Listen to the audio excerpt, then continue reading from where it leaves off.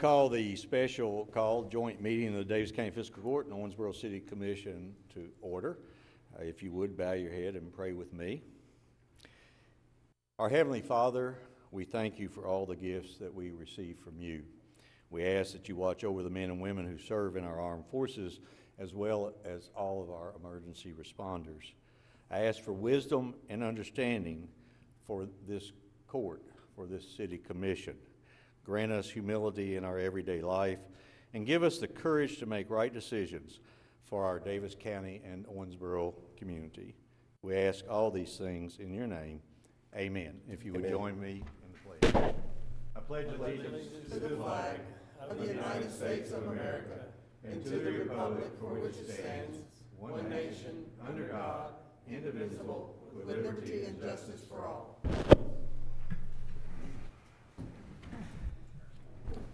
Once again, I want to welcome everyone to this special called joint meeting of the Daviess County Fiscal Court and Owensboro City Commission. I would like to welcome Mayor Watson and your city commissioners. Welcome the Daviess County Fiscal Commissioners. On my agenda, I have a roll call. I don't know if we're going to do the roll call, Jenny. If you would do it then. Sir, when I say your name, please answer by here. Mayor Tom Watson. Here. City Commissioner Larry Conder. Here. Pamela Smith-Wright. Here. Jeff Sanford. Here. County Judge Executive Al Mattingly. Here. County Commissioners George Wathen. Here. Charlie Caslin. Here. And Mike Koger. Here. City Commissioner Larry Maglinger has sent notice of his absence. Item 3, first readings. A, Daviess County Fiscal Court, first reading of KOC 921.674 2019, 8 2019, and Owensboro City Commission Ordinance 6 2019 relating to the amendment of text in Articles 3, 8, 14, 20, and 22 of the Owensboro Metropolitan Zoning Ordinance. Thank you, Jenny. Before we get started, Mayor and Commissioners, I would remind everyone that this is a special called meeting. The only things that may be discussed at this meeting are those items as listed on the agenda. So as we go through, try to keep the questions or comments germane to the individual issues. We have Brian Howard here with us. Brian, if you would approach the podium, and as a prelude to what Brian's going to say, the OMPC, the Owensboro Metropolitan Planning Commission, has been very responsive to the needs in the community from the standpoint of a comprehensive development plan. It's reviewed and amended every 5 years. And in this attempt, with these changes to the text amendments to the zoning ordinance, what they're trying to do is to respond to some issues and questions that have come up for the city and the county, and really for a lot of our citizens who don't understand what planning and zoning is all about. So Brian, if you would you go through each of these text amendments? At the end of each one, excuse me, that pollen is great. Would you stop, and if there are any questions regarding that particular text amendment from the commissioners, the mayor, or myself, just give us an opportunity to ask them. So let's do each one of them by themselves. Okay, be glad to. The first one I'll go over is a change that will conditionally allow agricultural, horticultural, or silvicultural operations, farm-type industries, to do limited industrial operations on their property related to their underlying business. So if you have a tree operation on your property and you want to take that sawdust and further refine it and do something with it in an industrial operation setting, it would allow you through a conditional use permit process to do that on your farm. Okay. This would be limited in scope as far as employees, number of employees. Correct. And those types of things. And this actually, it's not in response to, but I happen to have had a gentleman in my office 2 months ago who had this very issue. Right. Could not, typically, let's say an operation that involves sawdust. Sawdust is flammable as per state interpretation. Require that anything he did with the sawdust had to be done on an I-2 or in an I-2 zone. He couldn't find the correct property that was zoned I-2. He looked around, tried, but he ended up said, well, why can't I do it on my own farm? I've got a metal building there. I can do all sorts of things. Well, the simple fact was he couldn't zone his farm I-2. Right. So this addresses some of the issues, particularly in the county, in the rural settings that we hear from people who own farms and are wanting to do things. It doesn't mean you can do everything. That's correct. On the farm. It's There limited are- in scope if the Right. building, or if the business grows and expands, and then, you know, we'd have to look from there. But it does allow neighbors, through a conditional use permit, neighbors are notified, so it does give, you know, folks opportunity to voice an opinion if they think it'll be detrimental to what they, you know, their surroundings. And the conditional use permit is key for me because it does allow the neighbors to have some input. It could be a permitted use, a generally permitted use, and in that case, they could do what they wanted if it was permitted use in that agricultural zone. So this not only allows the landowner to use his property in the way he sees fit, it allows the neighbors some input as far as that. So commissioners, mayor, commissioners, any questions regarding that one? The only question I have is when, we'll stay with the farmer vernaculum, when they come to you, is there a written document that they can take with them, or is this a verbal conversation between your staff and him? I mean, is it made clear to that person that's trying to get the conditional use that he has a document that he can read from so that he understands it completely? As far as what would be required for the conditional use permit or the conditions set forth in the approval process? Both. So yes, the zoning ordinance, we would be able to provide guidance as far as what they need to do to submit the conditional use permit. And then the conditional use permit is a public hearing at the Board of Adjustment. Any types of conditions and whatever are put on a certificate that is given to the applicant upon approval. Okay, thank you. Yes, sir. First of all, on page 8.1, I noticed at the bottom where you have the little summary of the revisions, it's a typo, but your April's not spelled right. Okay. Yeah. Also, on 8.13, you've got, first of all, what is silviculture? Tree. Okay. It's dealing with forestry, trees. I knew this guy would know, but Commissioner, I might say, and I am correct, that some of the planning commissioners also asked that question. Yes, they did. Yeah, it's not one of the words, there are terms that is super familiar, but yeah. And then I was just curious, if these are farming operations, and maybe I'm just totally misreading this, but in F and G, you make reference that you gotta have so many trees out there, and it seems odd that you would. It's a separate. What's That's a separate It- ordinance. Yeah. That, Commissioner, I think you're getting that one confused with another one that will be discussed later regarding rick houses, and if you're talking about the perimeter having to be screened, that's a separate ordinance. Yeah, so and I'll just preface all the rest of these, there are a bunch of changes, and the way I'll present them to you all, if it's okay, instead of just doing 3 or 8, I'm going to present, because some of these will have a piece in Article 8, a piece in Article, you know, so anyway, I'm just going to present them as a package to you that way. Okay. So, any other questions on that first one? So are we not where I should be? Not there yet. No. I'll get to that one. You mind telling us what page you're on when you're addressing the text changes so they'll match our books? Yeah, I can. I'll try and match those up as I go. Do you have a copy of what we have? You have various and sundry. Yeah, I mean, I've got those in my file certainly.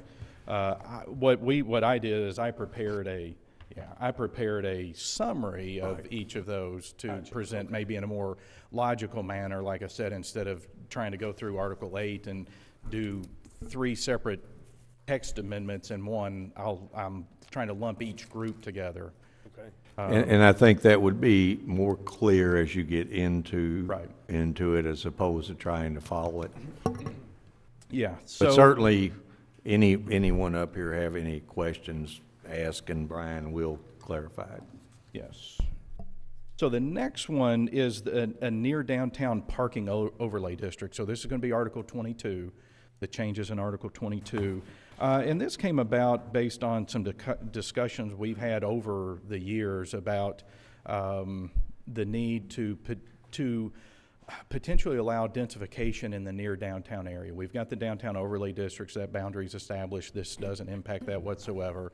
But this goes beyond that. We had discussions with Abby Shelton in the Community Development Office and things about, you know, what we could look at here. And so basically what this overlay district beyond the boundaries of the downtown overlay districts, what it would allow would be conversion of existing single-family residential structures to multifamily structures. It may allow for the potential for more affordable housing within the near downtown area.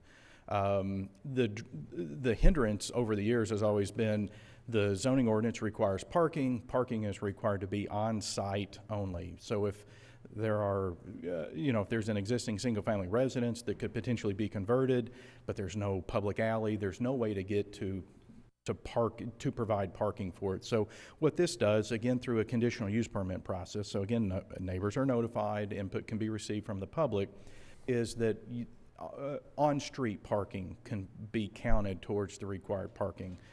It would require that a traffic or a parking analysis be done just to make sure that there's sufficient parking on street that can accommodate the conversion of a single-family residence to a 2 or 3 unit apartment. But it would allow then for on-street parking to count instead of it being required to be off-street. So we think that this will allow potential for some densification and affordable housing within the nearer downtown area. Won't be in the downtown core certainly, or within any of the overlay district. Doesn't impact that at all. It's a perimeter beyond that. Just a point of clarification, affordable housing has one connotation, and we've tried to hone Market in housing. on, pardon me? Market housing. Or is a price point. Sure. Not trying to correct you, but I mean, fine. it makes it a little simpler for people to understand that it's not what people generally think about of Right. affordable housing. It would provide some market rate housing, some housing Correct. that could be Perfect. affordable to Thank you. everyone. Yeah. And I think one of the things, the benefits of that is it allows some development outside the overlay district, but within walking distance Yes. of the downtown, which means we can get more people coming into that downtown core area where the shops and businesses and things are. Yeah. So, commissioners, any other question or comment? Okay. The next one is Article 3. This is fence heights. We've had, I can't tell you how many variances on this. If you have a corner lot, the house would face one street and then you have a side street. The zoning ordinance right now limits the fence height in that front yard on that side street to 4 feet tall. I mean, we've had dozens of variances, it seems like, on this, where people would request a 6 foot tall perimeter fence for privacy.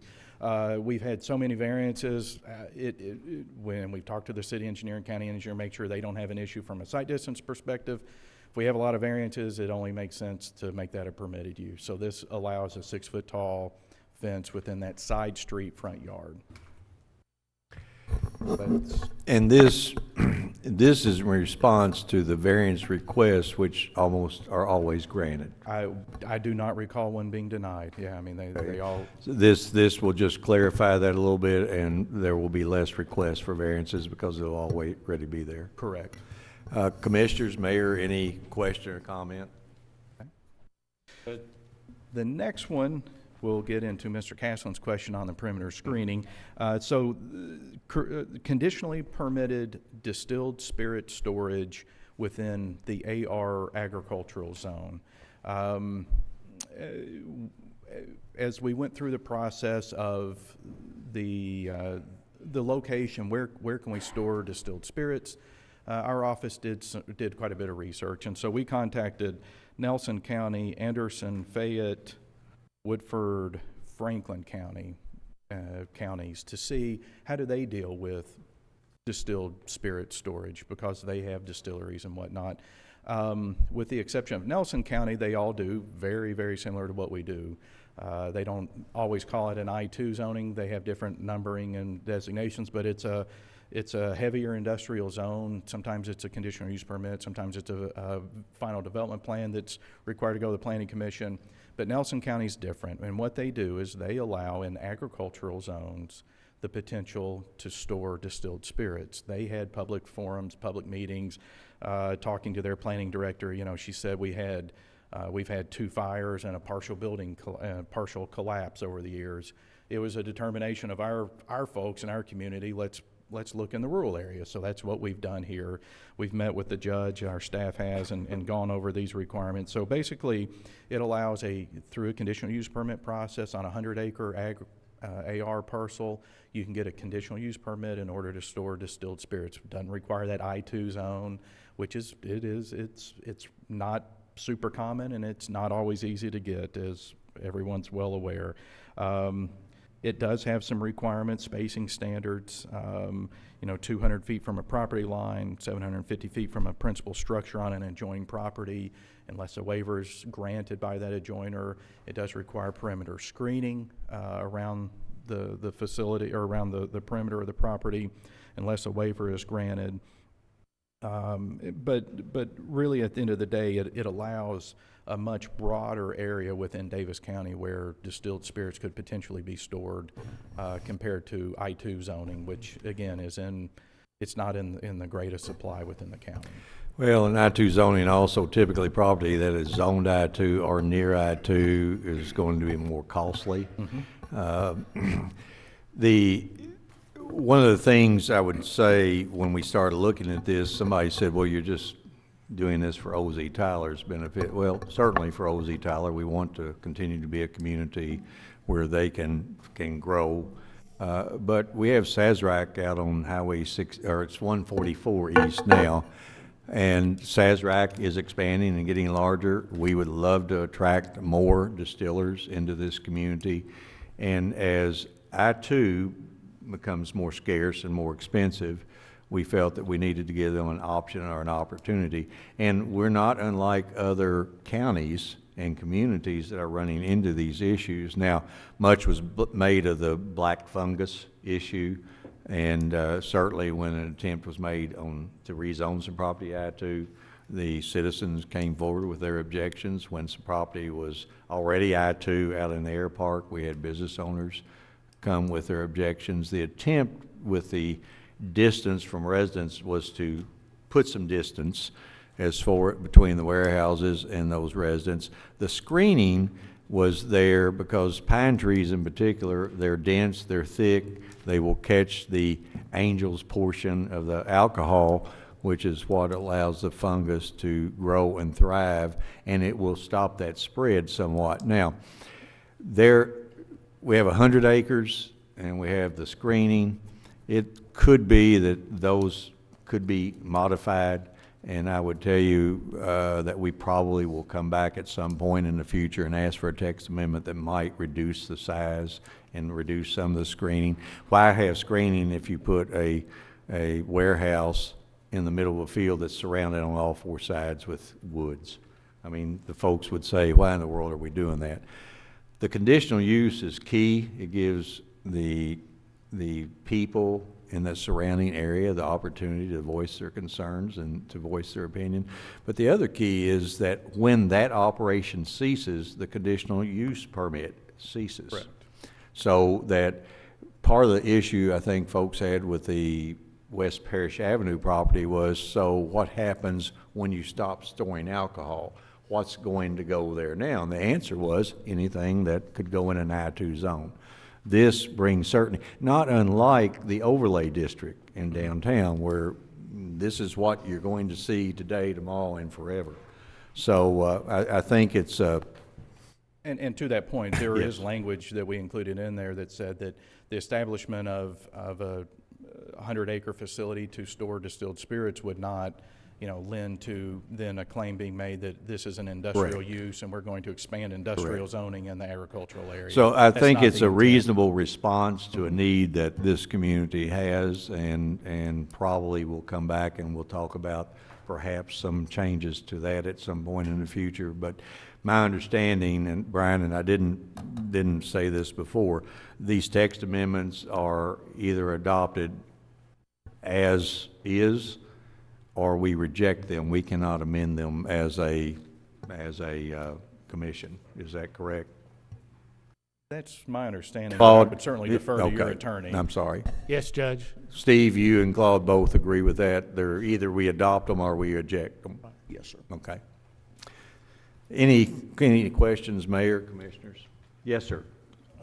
If I understand right, whenever they're applying for the conditional use, they could get a variance on the tree line around the outside? Yeah, they could request a waiver for that and that separation between, or to the nearest residential structure on an adjoining property, if the neighbors are agreeable to that waiver. I think I know the answer to this question, but what if someone came and wanted a variance or a conditional use on a piece of property less than 100 acres? At this We point, don't have anything in there for that, do we? correct. At this point, it would be 100 or more. If, as the judge said, if you all request that be reduced, that can certainly be reduced at some point in the future. But we would have to do a new text We- amendment. That's Yes. correct. And Brian, the text amendment is no more than getting it before you guys with our request Right. within the proper time for the Board of Commissioners to hear it, and then we would pass it. That's correct. Okay. Yes, sir. So I was curious, when I read this, and particularly the part about having the trees as a border, my first thought was, okay, you got 100 acres. I don't have a clue how many of the acres would be put in rick houses or other storage facilities. But my first thought was, if you're planting the rest as farmland, since it's agricultural, if I know farmers don't like trees next to their crops because they take sunlight and moisture from the crop. So I just was curious as to why that was included. The judge addressed part of that. Right. And I know you do have the provision where they can request a waiver, so. Correct. Any other questions, comments? I just have, are the way the wind blows, is that ever any consideration? Because, you know, you can get, like, we were looking at the Riverport, and we had a northeasterly blow, and that black fungus was not gonna really matter to anybody. Right. Is that anything? that- When the judge and our staff were discussing it, I mean, there were discussions on where to do it and how to do it, and do we look at the prevailing wind patterns and that type of a thing. But Thank at you. the end of the day, we went all the way around it, but with a waiver potential. Thank you. Any other questions? Just one Yes, question. sir. Hey, Brian, Yes. why was 100 acres picked? Is there a specific reason for 100? 100, so in Nelson County, they used Okay. 100 acres Okay, as so we just- their benchmark. Okay. Now, I think, just to respond to that a little bit, in Nelson County, the 100 acres, it was a permitted That use. So they didn't have to come and get a conditional use permit, which excluded any of the surrounding neighbors. They did have 50 acres as a conditional Conditional use permit, that's right. So we decided to put the 100 acres in there. It may prove a stumbling block because of pricing and all that. You know, as a businessman, I'm gonna put it where I can buy my land the cheapest and pay the least amount of taxes, unfortunately. But that's why that's there, and I think, as I said, we very well may look at it in the future, so. Okay, Brian, next item.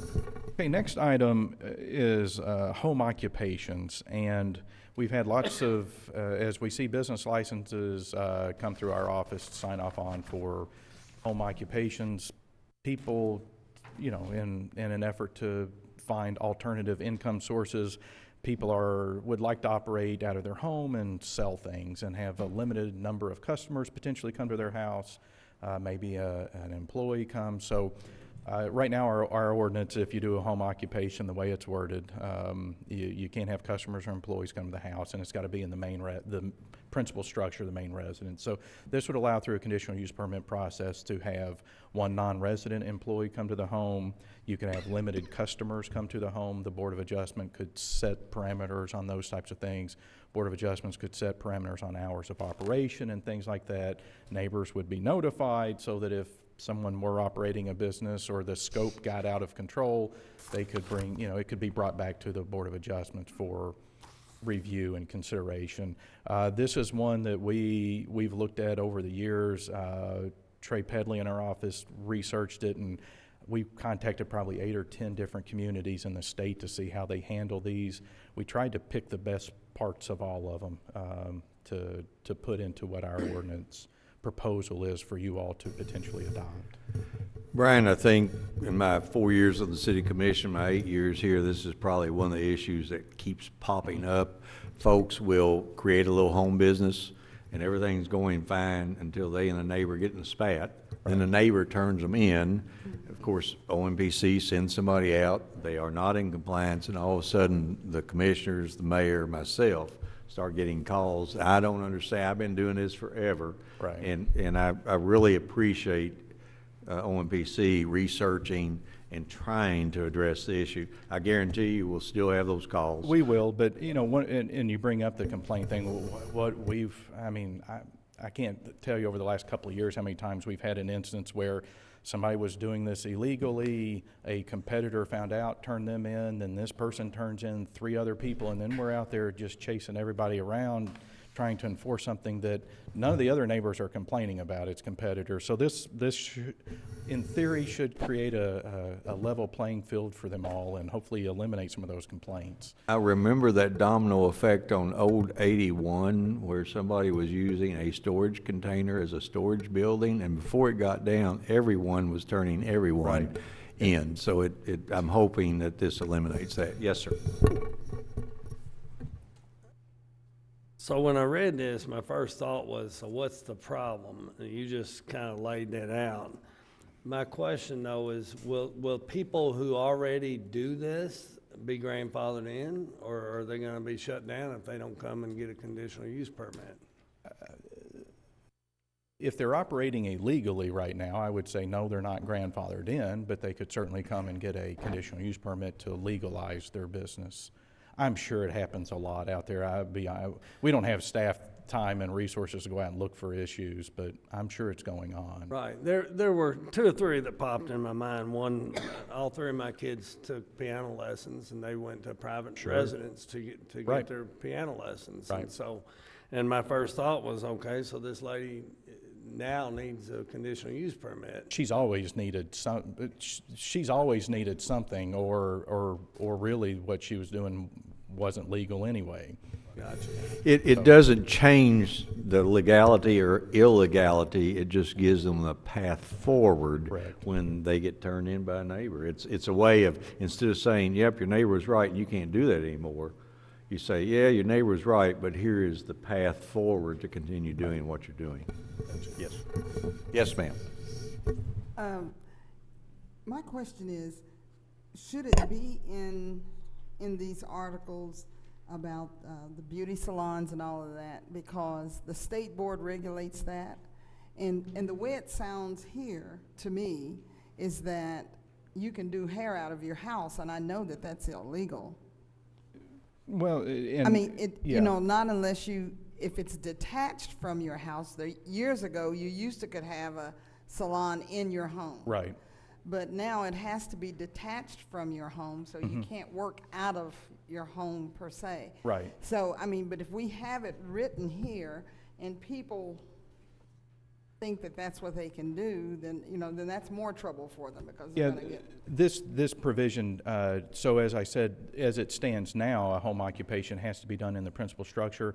This conditional use permit would allow you to use an accessory structure as the place that the business activity would take place. So they could potentially do it in a detached building if they got, I mean, this wouldn't preclude them from getting any types of permits and requirements from state inspections and things like that in the instance that you're talking about. Does not change the requirements for licensure by the state. That still would be a part Correct. of it. Yes, sir. What does it cost to get a conditional use? Depends on zone, but in a residential zone, the application's going to be a couple $100. I mean, for like one of these people? These people for their home, $200? Commissioner Smith, right, I'm sorry that I interrupted. Were you finished? Oh, that's okay. I'm used to that. Well, with that kind of attitude, you would be. Anything else? Ma'am? Okay. Commissioner? Okay. Any other question or comment? Okay. Next one is indoor individual storage. This is something we are seeing pop up around the state and elsewhere. Utilization of vacant big box retailers. What are we going to do with those? On West Parish Avenue in the old Kmart, you all wanted to go in there and create an indoor conditioned individual storage facility. It wasn't permitted in our zoning ordinance. It wasn't laid out to allow that to happen. But this is a coming trend. So we're amending the ordinance to allow vacated big box type retailer areas to be converted to individual indoor conditioned storage. Wouldn't allow them to necessarily, and the whole concept is it's reuse, adaptive reuse of existing building stock. This wouldn't be going to build a brand new structure. This is, I'm going to reuse the old Kmart, the old Sears, the old service merchandise, whatever it might be, to convert those in commercial zones to individual indoor storage. May not be in the right zone, which typically would be I-1 for storage. I-1, I-2. Yeah, but it allows that, and I think that's a good move. I know that we had the issue out on 279 with the old fruit building, right, where we were able to rezone that and allow we were able to allow the use for right, storage and distribution. So I think it's a very proactive move and allows the city and the county to get these big box stores back into productive use and right, taxable use and right, not deteriorate. Any questions or comment? Okay. Next are small cell tower infrastructure within, as of now, it will typically be found in the more dense urban area. These are cell equipment, cell tower equipment that's affixed to typically utility poles, light poles, or like structures within either a public utility easement or public right-of-way. They're typically less than 50 feet tall. It allows for better cell service within the dense urban area, and according to our meetings with AT&T, paves the way for future 5G within our community. They've started in Louisville and Lexington. They have a plan for Owensboro and Daviess County. They have a plan for Bowling Green, Richmond, and other communities as well, based on our conversation. So right now, the only thing in the zoning ordinance regulating, or the only way we could regulate cell towers was the tall 200-foot type cell towers, and this is a completely different system.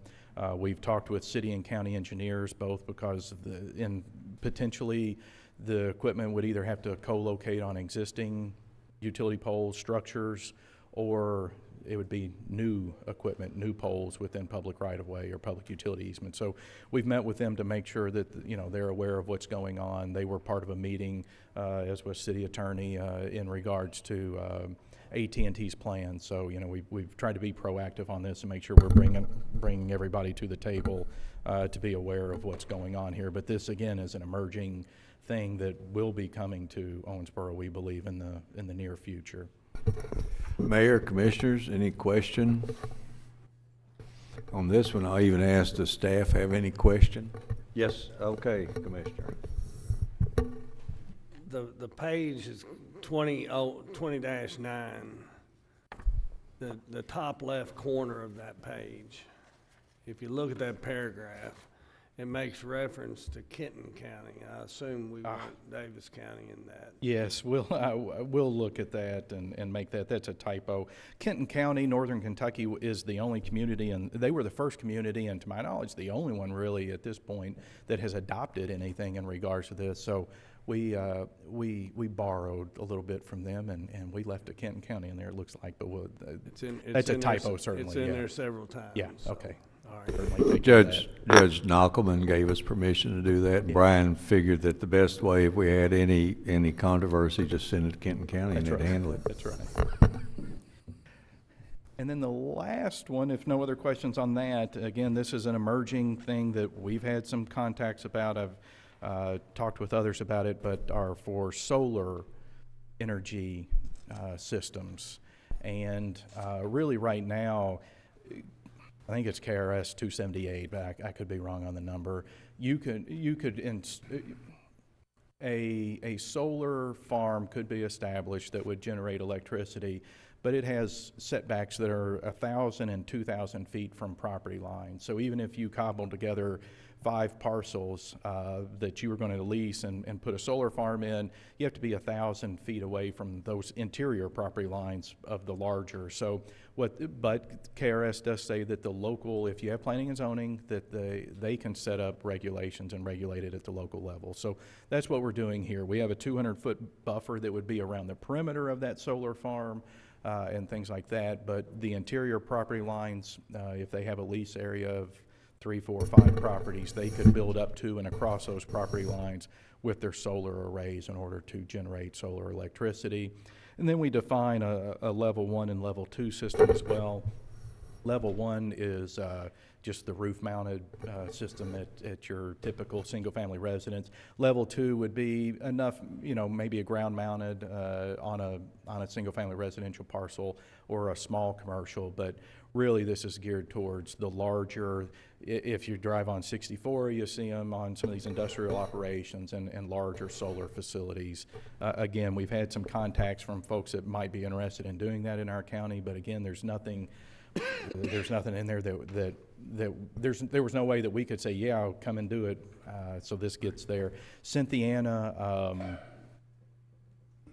whatever county, Cynthiana, Harrison County was the first one that really did something with this, and they started it about maybe 18 months ago. So again, we borrowed a little bit from their experience. Nothing in this would apply to personal use solar panels, solar arrays that you're putting up just for your own personal use? Is this mainly for retail? Yeah, I mean, resale? It provides a definition for what a level 1 is, but yeah, I mean, the whole crux of this is we have this level 3 solar farm system that we can, if someone is interested, we can say, yeah, you can do it here. Here's what you have to do. And the concern, we talked with someone in the industry, and they were like, we can't do it anywhere in Kentucky unless local regulates it. And so that's what we're attempting to do to make it easier. Okay, so it gives us a path forward for anyone that's interested in doing those kinds of things in our community. That's pretty proactive. Commissioners, Mayor? Brian, I hope that's the end of it. That covers them, I believe. So, yeah. Any other questions of Brian before we go forward? This is the first reading, so we're not going to have a vote this evening. I think the fiscal court will address the second reading at our May 2nd meeting, and I believe the city commission has, where's Beth at? Beth, the 7th, May 7th. I assume, city manager, that you'll address it there. Brian, on behalf of the Daviess County Fiscal Court, and I'm sure the city of Owensboro and their commission, thank you. Thank you. I appreciate you being this proactive. I appreciate the Planning Commission being proactive. I know I addressed them, the first meeting in January, and told each and every one of them that I was their friend until I appointed them there, and now none of them will talk to me. So, but you've got a good planning. You have a good Planning Commission. Yes, and, we do. Okay. Thank you very much. Appreciate it. Judge, may Yes. I read in full the city's ordinance Yes. for their You may. reporting purposes? That was consideration for Ordinance 6, 2019, entitled "An Ordinance Approving and Adopting Text Amendments to Appendix F, Articles 3, 8, 14, 20, and 22 of the Owensboro Metropolitan Zoning Ordinance for the cities of Owensboro and Whitesville and Daviess County." Okay. I bet you one of those attorneys, particularly Steve Lynn, probably told you needed to do that. Next item.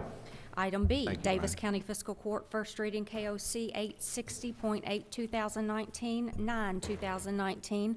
Owensboro City Commission Ordinance 7, 2019. Emergency medical service and ambulance agreement by and between the City of Owensboro, Daviess County, and Mercy Ambulance of Evansville, doing business as AMR Ambulance, the exclusive countywide provider of emergency ambulance services for the 911 dispatch system. Thank you. We're going to have to get some WD-40. Leland, you got any in your pocket there? Thank you. This is the portion of our meeting that everyone has been waiting for breathlessly, I am certain. December 31st, if I'm not mistaken, Chief Smethers gave me a call. I was sitting in a casino having a beer and enjoying myself, and he said, guess what I got? We will no longer have an ambulance service as of midnight, June 30th. And I said, Chief, call me back in about 3 hours and tell me that again and see who cares. It was a surprise. I don't know that any of us knew that, Chief Mitchell. I don't know that any of us expected that. It was a surprise. Ambulance service in our community is, as I said in the paper yesterday, as important as our police and our fire protection, EMA protection. And people, when they get sick, I had a good friend, a neighbor, who had a severe stroke and was transported to the hospital, and because they got him there on time, he's still living. So it's something that is on the minds of all of our community. I had a couple of calls today from residents in the community regarding ambulance service. So what I'm going to do is ask Chief Mitchell to come to the podium. If you would, tell us in a brief synopsis, as I was instructed to tell you, a brief synopsis of where we were in January, where we are today, how we got there, and then I'm going to turn it over to Claude, and if you would talk about the contract, City Attorney Steve Lynn. Yes?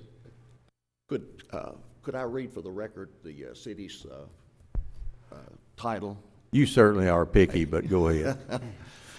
Required by state law. Okay, I've got you. Ordinance 7-2019, an ordinance approving an emergency medical service and ambulance agreement by and between the City of Owensboro, Daviess County Fiscal Court, and Mercy Ambulance of Evansville, doing business as AMR Ambulance Service, the exclusive countywide provider of emergency ambulance services for the Owensboro-Daviess County Central Dispatch Systems. Introduced and publicly read on first reading this 24th day of April, 2019. Thank you. Thank you. I appreciate you keeping us on the straight and narrow path, because if we got off, we might need an ambulance. Chief Mitchell. Thank you, Judge. Steve Mitchell, Fire Chief for the City of Owensboro. First, the official statement that staff is recommending that the county and city commissions approve an agreement with American Medical Response, otherwise known as AMR, with an agreement that will be for 10 one-year terms. A little bit. Would you tell us why 10 one-year terms? I hate to keep you going. Sure. That's actually the state law. We can only do it for one-year terms. And as you know, it was the desire of the group to have a long-term agreement with somebody, just like we thought we had a year ago when we were doing this very same thing, but it would be for 10 one-year agreements. Okay, thank you. Mm-hmm. So AMR is actually, if you look at the next page of your slides there, AMR is the largest ambulance provider in North America, serving almost in every state. They have over 270 contracts for 911 service in the United States. In Kentucky, AMR has been in Louisville and Lexington for many years. Recently, actually in the last month, they've taken over a very large service in eastern Kentucky that has over 50 ambulances, and that's transitioning as we speak.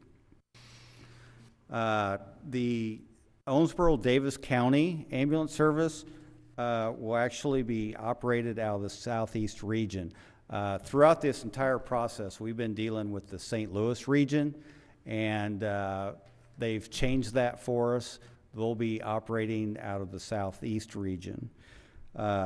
President Eric Rode of the Southeast region and Regional Director Josh Spencer have already been on the ground locally. Josh will be our primary contact. He is out of northern Alabama. So he will be the administrator running our service here local. It will not be out of the Southeast region or out of the St. Louis region. A little bit about the goals we set back in January when we started this process. We wanted a service that could fulfill the agreement and the performance factors and the 10-year commitment. That was really important to us. And the agreement presented to you will keep those performance factors intact. We wanted, of course, the lowest subsidy possible. to do this. We looked extensively at all of the financials of every option that I'm going to talk about here in a minute. Very important was the ability to provide a customer care program for those unable to pay the entire cost of service. Of course, really important, they had to be able to start operation July 1st at 12:01 a.m. Talk about this a little bit. We wanted them to have the willingness to provide job opportunities to the current EMS employees. We wanted to keep a local flavor, if you will, keep that local knowledge and take care of those that were already on the streets working for us. We really feel for the current EMTs and paramedics for Yellow and what they must have been going through the last 4 months or so. We asked them to stick with us, stick with the process, and that we would have an answer for them soon. Of course, there's a lot of apprehension among their staff. EMS is kind of a tight-knit group, a lot of rumors going around, and we tried to take care of those the best we could. We recognize every option we looked at would have negative and positive options, various rumors going around, but I don't see any of those rumors in the courtroom today. no. I just want to say, based on that, and what I've been telling them, is that the level of service and the quality of service isn't the name on the side of the ambulance. Right. It's the people in the ambulance. Right. So we're asking them to demonstrate that level of commitment to this new service, and I believe if we get that from the employees, and if the private employer takes care of those employees, we're going to have a top-notch service here locally for the next 10 years. Chief, quickly, and I'm sorry to keep interrupting, but I'll forget it at the end. I made a statement to a citizen today who had a concern, and I told him pretty much what you just said, that you will not see a substantial change in the ambulance service at 12:01 a.m. on July 1 versus 11:59 p.m. June 30th. That's correct. So it's the quality, the care, the standards that they meet, all of those things. Other than reading a different name on the side of the ambulance, there's not going to be a change. That's correct. And just one more note on that. When we met with them yesterday, they said their recruitment webpage would be up very soon, and they will get the word out to all the current employees to get on there, get their paperwork done, and so they can get things moving as soon as possible. The other thing we looked for was we did want a professional onboarding process for new employees hired after the initial group. From now on, they do that. It's a 5-week process, and we wanted to make sure, Yellow's always been really good in community health education and public outreach. We wanted to make sure that continued. So those were all the goals we were looking at. So one thing I threw in there real quick, you know, this process is usually a 10 to 12 month process, right? We did it in 113 days. So I'm proud of the group. I think the group did a really good job in that. That's an accomplishment.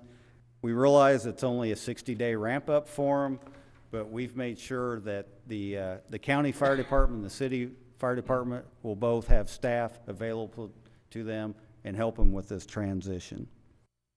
So I want to go over briefly what we looked at so that the commissioners and the public knows that, you know, we took this seriously, and we looked at 8 different options. And real quickly, sorry. No. You're a brief synopsis, and I keep interrupting. We did have 113 days. I have no idea how many meetings we had. I know that I missed one meeting. I was on vacation. I think the city manager may have missed one meeting. He was on vacation. We had multiple meetings, sometimes 2 a week.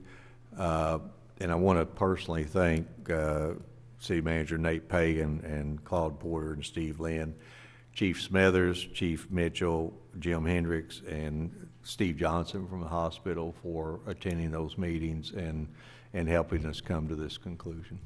Thank you, Judge. So we looked at, the options we looked at was a hospital-based system, a combination public hospital-based system, a fire-based system, a nonprofit type system, and 4 private systems.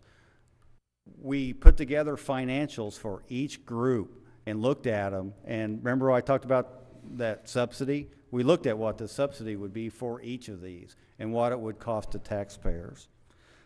We got down to, it was going to be obvious that staying private would be the way to go. So we looked at 4 different privates, and I'll just go through those real quick.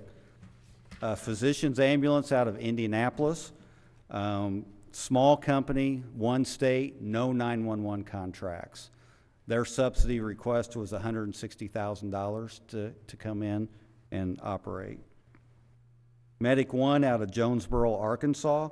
They're operating currently in 3 states. They do have 911 contracts.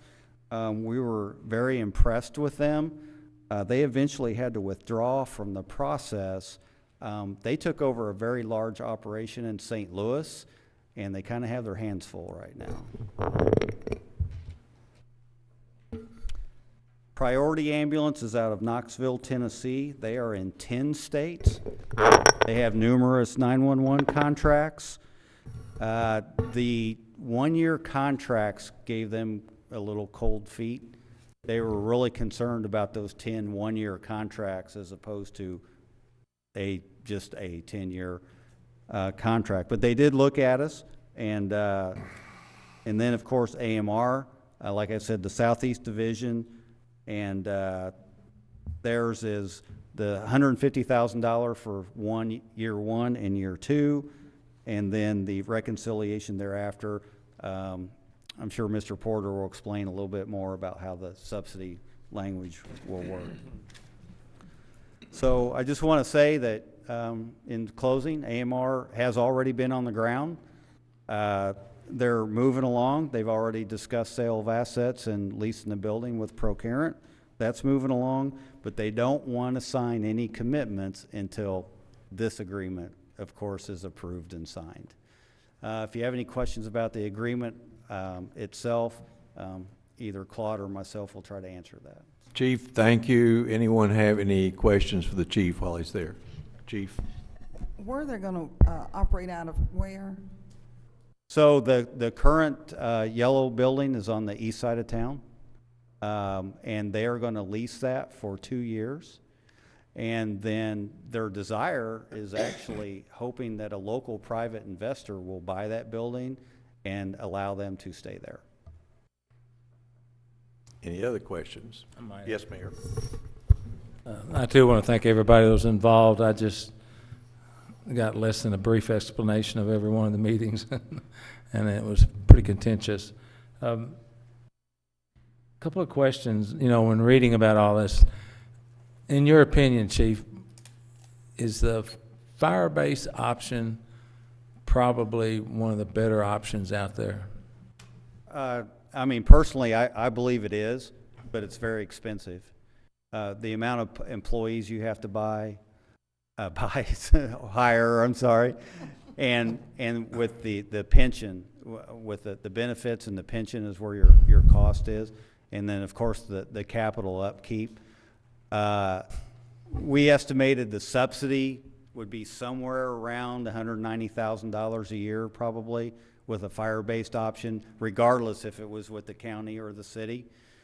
And but that doesn't include your capital cost, you know, the initial capital cost, and then your ongoing capital costs would be above and beyond that. Okay, and what was the subsidy with Yellow in comparison to this? The current agreement's, I believe, $60,000 a year. Yes. Okay. And yesterday, or I guess it was yesterday, our meeting with at our commission meeting on the budget, all concerns with 911 are gone, right? I mean that, because you know, if you think you have an ambulance based in Evansville, and you know the difference in the 911 communication opportunities. Paul Nave said that it was not going to be a problem. No, AMR still deciding whether they're going to They might start off dispatching locally before they go to a regional, and they're working on that. If they do go to a region, it probably will be out of Evansville, but that'll be the only thing Evansville will have to do with Owensboro. It'll actually be managed out of the southeast, not out of Evansville. Okay. And one thing that I've noticed that makes our service so expert, the way I call it, they're just experts, is the coordination between the police, the fire, and the ambulance. What's been the discussion to make sure that's seamless? Because to me, that's where the rubber meets the road. It is, and what we described with, talked about with all the vendors and with AMR recently is the communications factor. We're actually going to have communications where fire and ambulances can actually talk together on the street as opposed to just going through dispatch all the time. So that will be very important, and that will be an improvement with this new service. Thank you, sir. Anyone else? Yes, sir. Go ahead. Thank you, Judge. This question is probably more directed toward, I suppose, either Claude or Steve Lynn. Just curious, what would happen if the city and county commission voted to not provide ambulance service? What happens at that time? Steve, would you like to answer that one? Either council or No, we together? don't have an ambulance service. We don't have an ambulance service. We'd shut the doors. No ambulance. Mayor. Although we do have to have an ambulance service, so the question then is, we wouldn't have this one. The next question would be, what do you want it to look like, and how are you going to pay for it? Thank you, sir. Thank you, Claude. And am I correct in assuming that the city and the county actually have the certificate of need to provide We do. it? So that's the key That's factor. that this is whole the thing. operational facility. The certificate of need is in the name of the city and the county, and in the past, I think Yellow was operated under our certificate of need. So that And- certificate of need would be available to whomever Yes. the city and the county should And so with whom we choose. contract, yes. Now, there is another certificate of need out there, I think, Yes. and in talking to Kay Beam, if that's the correct term, that certificate of need may or may not go away. There are a lot of things that could be done there. I think in our discussion, Chief, that even AMR, along with some of the other ambulance services that we talked to, were concerned about whether or not they had a franchise in the community, because it's, let's face it, providing emergency ambulance service is not as profitable as providing transport service. And Correct. if you had somebody come in and cherry pick the transport and didn't do anything with the emergency, it would make operations extremely difficult. It would, and we recently checked, matter of fact, as early as yesterday, that CON is still sitting there.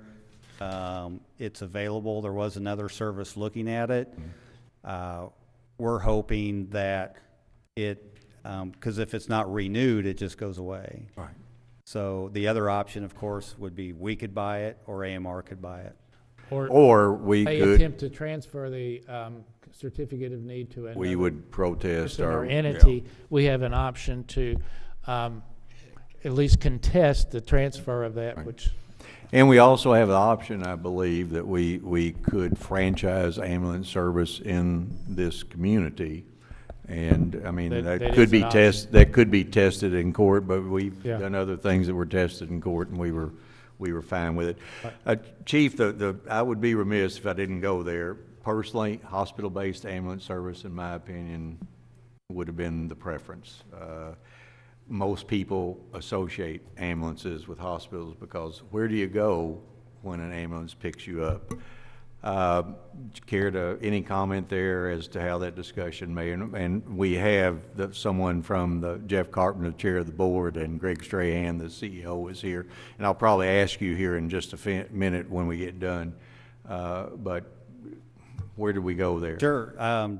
Just a little history. That discussion actually went back to like 2014. We started talking about the possibility of a hospital-based ambulance, and it was discussed on and off, you know, because we knew the contract was coming up in 18, and whether that was going to be an option. So we looked at different, you know, options. Would it be totally hospital-based? Could it be public-owned ambulances, they have the employees. We looked at all those different options. Basically, the answer came back from the hospital that they were not interested in operating ambulance at all in Davis County, even though they do currently in Muhlenberg County. Okay. Now, in Muhlenberg County, if I'm not mistaken, and if I am, Jeff or Greg, say you're wrong, they don't own the ambulance, is my understanding, but they do operate it. Is that correct?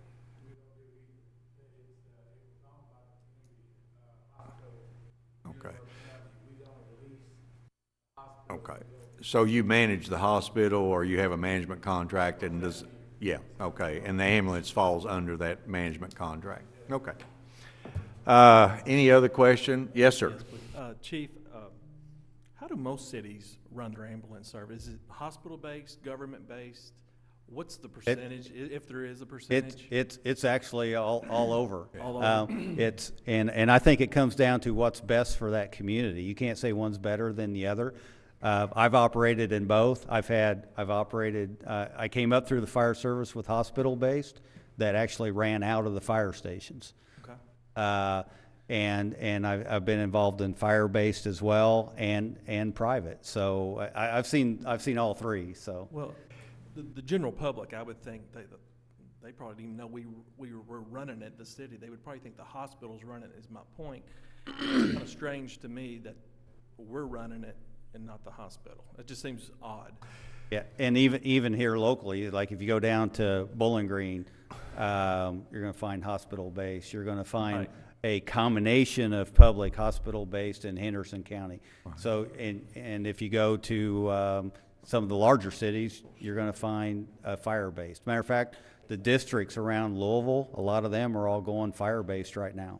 A lot of communities have what are called ambulance districts, fire districts, where they will actually impose a tax and use that money. They'll have a board and they'll spend the tax dollars to run that type of service. You find that predominantly in smaller municipalities, smaller populations in counties, because they don't have the wherewithal to do something like Davis County might, or some of the bigger counties. And even in the big city, let me use St. Louis for example. St. Louis Fire Department runs an ambulance service, but they can't do it all.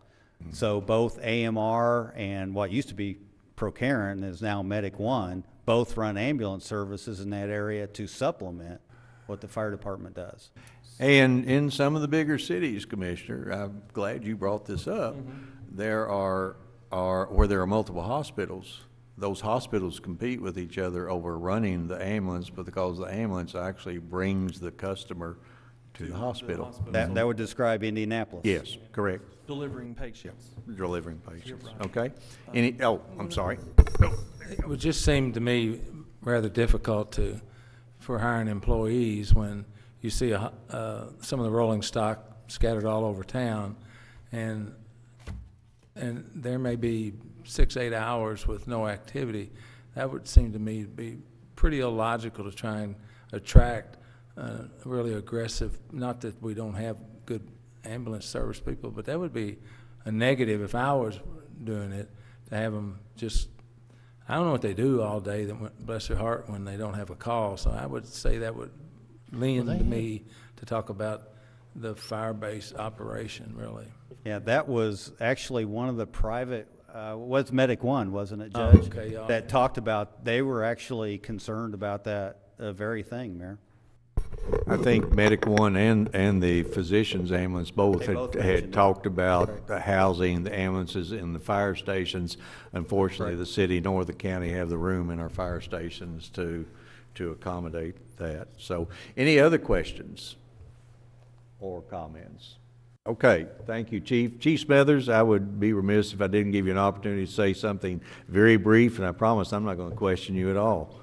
And I bet you interrupted. I bet you're right. I promise you I'll be very brief. As Chief Mitchell said, we've taken this very seriously and looked into every opportunity, and this is the best opportunity for Owensboro and Davis County. So. Okay, Chief, thank you. All right, Claude, I think you're the one that was chosen with your backup, Mr. Lynn, over there to explain the contract to us or go through it rather briefly and tell us perhaps the differences that exist between this contract and the previous contract. I think basically the differences are with whom we are contracting and the nature of the subsidy. This subsidy, as Chief's already mentioned, at this point is a request of $150,000 for the first 2 years. After that, we will renegotiate or reconcile the subsidy based upon the cost and expenses that are provided through the through AMR, through their position. We will be able to look at those. They will make a proposal. We may dispute that.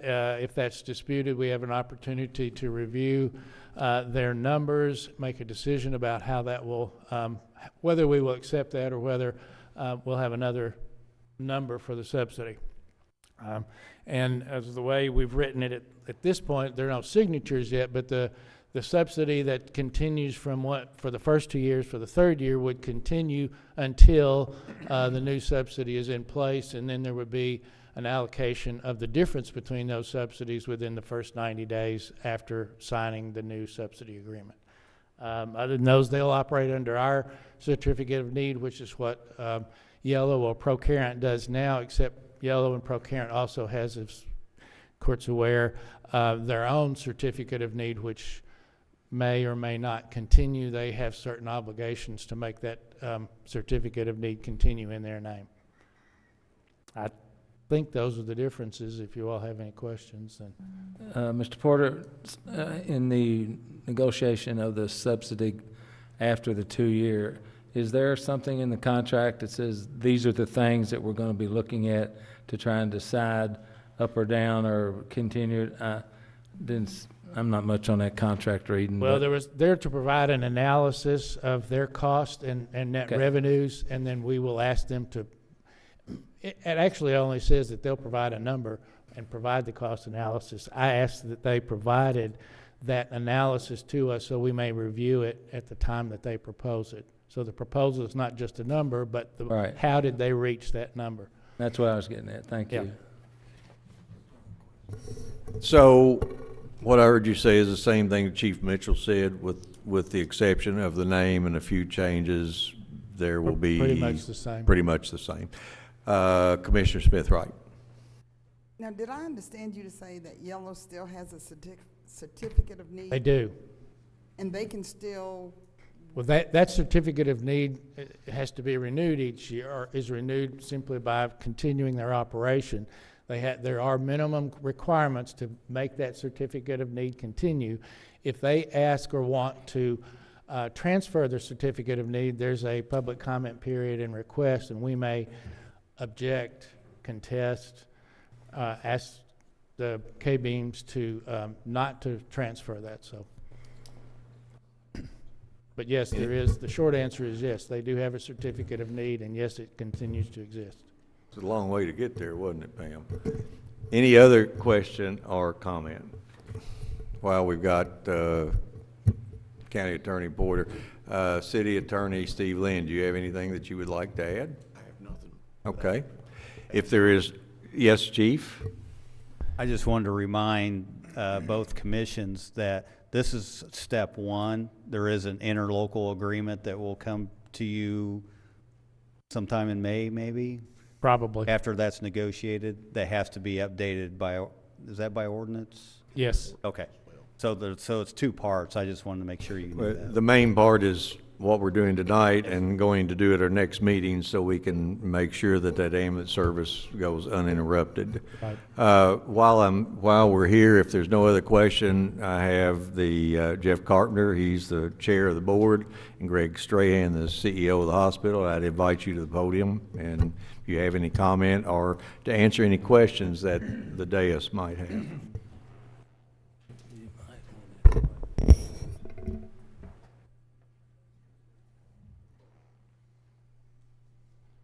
Good evening. I'm Greg Strahan. I'm the CEO of the hospital. I would certainly like to thank the city, county, members of the commission for your completing this process or beginning that process of completion. And we're happy with the choice you made. And like it's been for the last probably 20 years, this is the first time, I think, outside of last year where there's been a subsidy. But that was to be expected. Everything in healthcare is changing, as it does for us. It does in this particular case. The first responders that you have done a great job. I think being in that role certainly has added to the real value of having the hospital not involved in the ambulance business. We wouldn't be in the ambulance business in Muhlenberg Community Hospital if it weren't for the part that they already had that when we got there. I've been a part of those that have air ambulance, part of them that own the ambulance, and typically they don't run nearly as well in those situations as they do when they're in a public, private, for-profit business that you can contract with. Much like what we do with a lot of our services, we contract those out as well. And so we have that subsidy for physicians and what have you. So we're very, very pleased with it personally. I got a high-level view from the staff that I had come to those meetings as well, and look forward to working with the city and the county to hopefully move along down the road of evaluating other healthcare issues that we have in the county and in the region that we can work together on. So congratulations to you. Questions? Yes. Sorry, that's a little close. Yeah, would you care for a bottle of water? The pollen is back again, I'm telling you. Well, I swallowed all that you didn't want, I think. David. There it is. Thank you very much. Just a couple of questions. I know you heard my question about my preference. My preference is hospital-based, and I think there are very many ambulance services out there that were run by hospitals and do a very favorable job. The first one I could point to would be Bowling Green. I understand the hospital not desiring that, but at the same time, in our discussion, there had been some talk about the hospital providing a portion of subsidy. And I guess I would like to get on record right now is the hospital prepared to participate in the subsidy that is required by the city and the county? And right now, that is broken down 60% city, 40% county. And it's based on population, the population inside the corporate limits of the city versus the population outside the corporate limits of the city. And a fair way to do that. But again, the question that I've asked, and we've had the conversation, is what is the hospital prepared to do regarding the subsidy? Well, certainly we can't do anything until the contract's been signed. The contract is signed by the city and the county because it is under your CON. We can't negotiate it. We can't be involved in it other than the sense of what you ask us questions about we can provide. Because we don't own the CON, it would not be in our interest or your interest for us to get involved in discussions of any financial relationship until the contract's signed. Once that's done, we're certainly happy to sit down and discuss that. Our board met Monday night, and that's the feeling of the board that we certainly want to be a partner. We want to be collaborative. We have some other things that in healthcare that need to be addressed, or we feel like would be good to be addressed in order to really make Owensboro Health more progressive, more profitable, more outreach, and as these smaller hospitals around us are having difficulty making things work. That gives us opportunity to do some things, and so there are some things that we'd like to talk about, including the subsidy, and certainly are open to that discussion at the appropriate time. The only answer that I would need would be, are you prepared to partner with the city and the county in providing monies to cover this subsidy? And that's a pretty simple yes or no, not based on any quid pro quo, based on the need of this community. And I understand the hospital there, as I've told you before, when there were a lot of naysayers, we don't want to build a new hospital, I was at the forefront when I was at the city commission. I felt that it needed to be there. I absolutely understand the need for us to be regional, and I absolutely understand the struggles that all the smaller hospitals are going through and bigger hospitals trying to take over and encroach in territory. But I also understand the citizens' need out there to know that what would probably be after OMU perhaps, and the river, no, after OMU I would guess, the most valuable asset and resource in this community, the citizens need to know that they are participating in what's going to come out of their back pocket. Now eventually it would come out of their back pocket regardless through an increase in fees. $150,000 based on some of the expenditures that the hospital has put out there. And please, news media, it's not adversarial. This is a local government, two local governments wondering about the largest employer. But I would like for you on record to say, yes, we are, or no, we're not.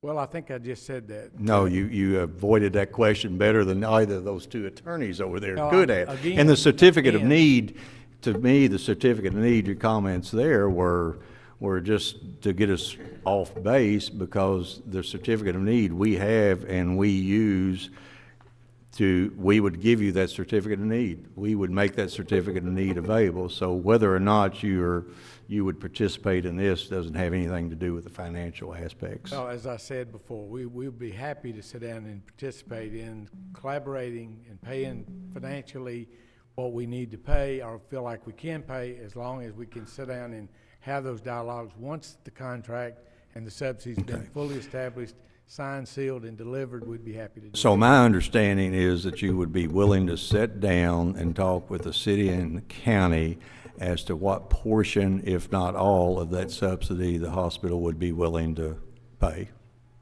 Would be happy to sit down and talk about all of the issues regarding the healthcare issues, and particularly the ambulance. Just like you're stating what you want, I'm stating that we'll be happy to talk about that. So you're happy to talk about what we were talking, and I want to do this for the record, what we're talking is that in order to have the hospital participate, it's a quid pro quo situation where if you give us what we require, you're wanting something in return from us. I want to talk about the things that are important to the healthcare future of Daviess County and Owensboro and the region that is the largest economic developer of this county, and we want to continue to do that, and really want to improve that, and we want to discuss how we can get that done together. I absolutely am willing to have the discussion. Had the discussion with you yesterday, but I still could not get you to commit to paying anything.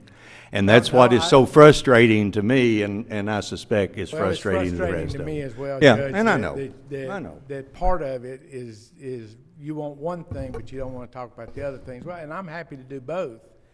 But I also am happy to tell you that we are more than happy to help whatever we can do with this ambulance service to make it the best ambulance service. And by the way, when all of this came about, all of the patients that come to our hospital, no matter how they get there, whether they have a nickel or not a nickel, we're going to take care of them, because that is a responsibility of our hospital. And we plan to continue to do that. Jeff, I would be remiss if I didn't offer you a chance to get up here and get chewed on. Okay, good. Well, I didn't want to not recognize you and thank you and all the board members for what you do representing the community. I know that you have a fiduciary responsibility for the hospital, and that's why we appoint you, but we also appoint you to watch out for the needs of the community. Thank you, Judge, yes, for your time. You might stay there. I'm looking over here and I see bated breaths waiting to ask questions. Commissioner Sanford. Yes, sir. Yeah, my question would be, you mentioned that hospital-based ambulance service is not your preference. Right. Why? Probably for the same reason that the city or the county doesn't want to have a fire one. There's a lot more expenses involved in the hospital to deliver that service than it is to contract it. Okay. It just seems like to me the most important thing when there's an accident or someone, our loved one, is getting picked up by an ambulance, that the people there doing the service have correct oversight. And it seemed to me, I haven't been in the discussions whatsoever, Sure. but it seems to me like you guys would have more experience in oversight of an ambulance than the city or county would have. That's just Well, thinking. Just in this one logically. particular instance, I think the city and the county has had over probably closer to 20 years in oversight of that. I think Okay. the fire department, being a first responder, and they do a great job, are always at the scene. That's a city, just like the judge said in the paper. It's a really important part of the city and the county to deliver that for the citizens that we have. But in thinking about this, the emergency room docs, nurses, and if they had a relationship with the people that are delivering the patients, it just seems like the working relationship would be better care for the patient itself. But we do have a good relationship with them. We're part of the Medical Control Authority. Right. Appointed just like any of the other ones are. We've had discussions around when it was over in another part where all the calls were coming in. There have been people that have passed by our hospital to go to another one because that's where the dispatcher sent them. Right. So we're always concerned about that, but we're not. I mean, us having an ambulance doesn't mean that that's where they would always go. Okay. So we're not doing it for the business of picking up people. We're there to serve those people. Our ED's open 24/7. Certainly, we're going to take care of all of them. Right. I'm not We here may have to transfer them out. to, We do it by ambulance. We transport them from the nursing home. We air flight them out depending on the need of the patient. Okay. But it is not. It's not an expectation that all hospitals have ambulance service. Right. Well, the reason I'm asking is because people ask me out on the streets, and so I'm asking you to get because they're like, logically, it would seem like, and that's why I'm asking Well, these questions. and I would say this, Mr. Stanford, from my perspective, we are city county. Okay. Yes. They're providing a service that years and years ago they took as part of when they merged and all that. We took all the not for pay kind of folks, and we guarantee that we take them all. I think in terms of the ambulance side of it, I think that's a partnership we ought to have. I think we've always should have had that partnership, and we have for years. The only difference here in times past is a subsidy. Okay. That's the only difference in any of these other contracts that you've had before. I think if you go back and look, there's been no subsidy paid for however many years. They had one for, I guess it was on the books for about $60,000. I think the county had budgeted $24,000 for it. So, I mean, that's the first time that I've seen a budget that's come out of the city and the county where there was an actual budget for it, because that's what Yella said. When I looked at Yella's financials for the last year, they actually made money. They made money. I've been in hospitals where we never made money because if you take what the fire chief said, the pension that you pay for the employees, it's hard to make that work.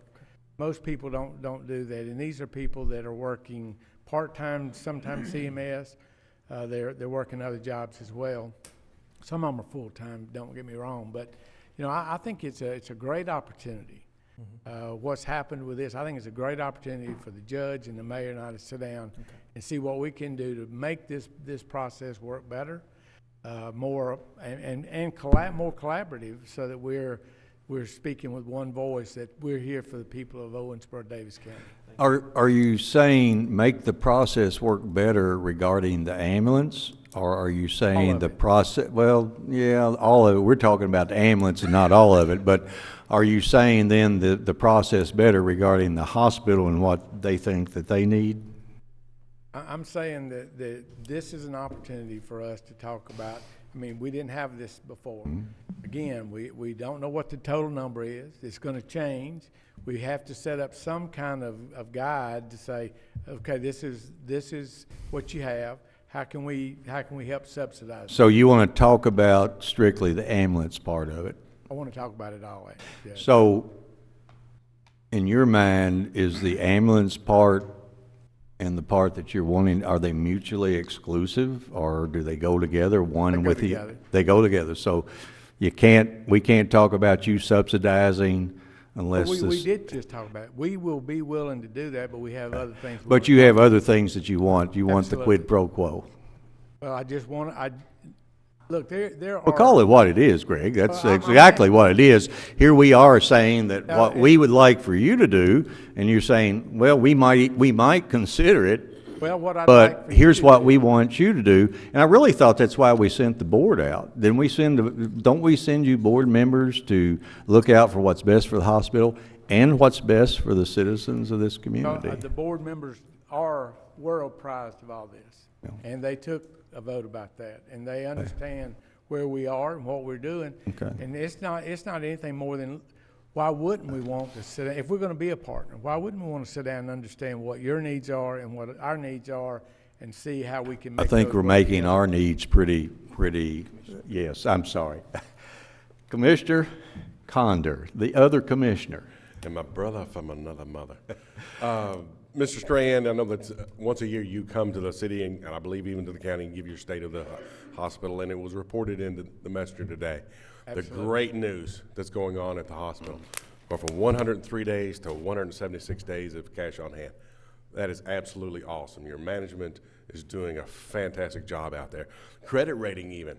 Yes. Double B plus to a triple B. Went All up from I- a stable to a positive. Correct. All I'd like to say is thank you for your hard work. Thank you, You sir. have the money to be able to do what you'd like to do. Well, hopefully we'll do it for what's best for the citizens and There you people go. of Thank you, Daviess sir. County. Thank you. Anything else? If we don't have anything else, we'll end this spirited discussion at this Thank time. Thank you. Thank you, Mayor. You always knew how to shut me up.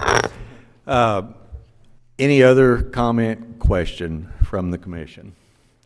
Well, certainly the subsidy is an issue, but the overarching issue is that we had to make sure that we chose an ambulance service, one that we thought could continue to bring good service to us, just as Yellow has done, and I thank Yellow for all the years that they've served us, and that can get on the ground and running in sufficient time to make sure that our citizens still have that protection and that service.